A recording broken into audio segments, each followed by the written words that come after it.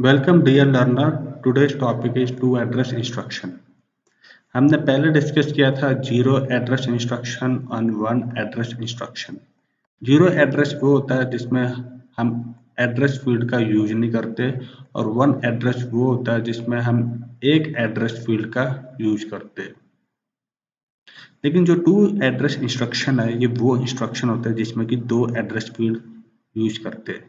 तो इसका जो कोड फॉर्मेट होगा वो इस तरीके से है: ऑपकोड, एड्रेस फील्ड 1 और ये एड्रेस फील्ड 2।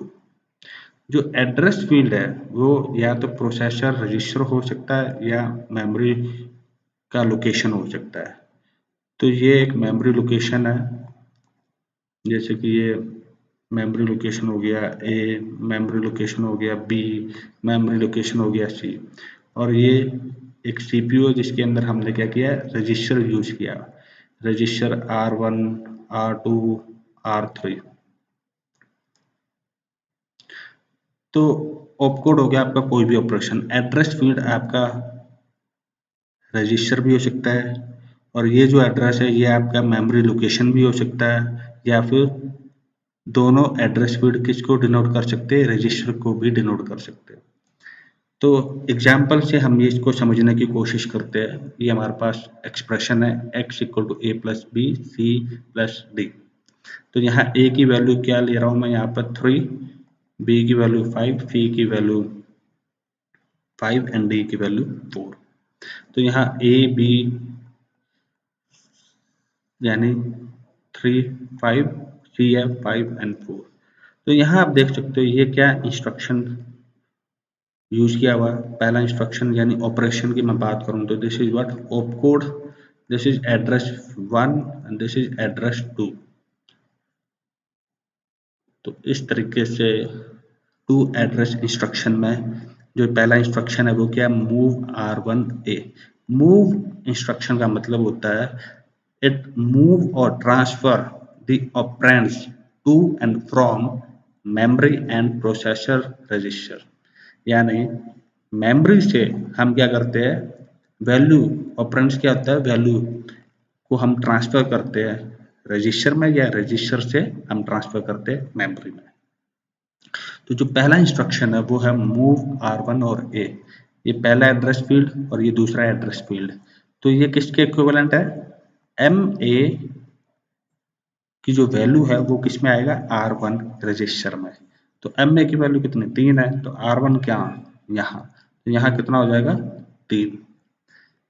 अब जो दूसरा ऑपरेशन है ऐड, वो क्या कर रहा है, R1B। इसका मतलब है ये किसके इक्विवेलेंट है, R1 is equal to R1 plus MB।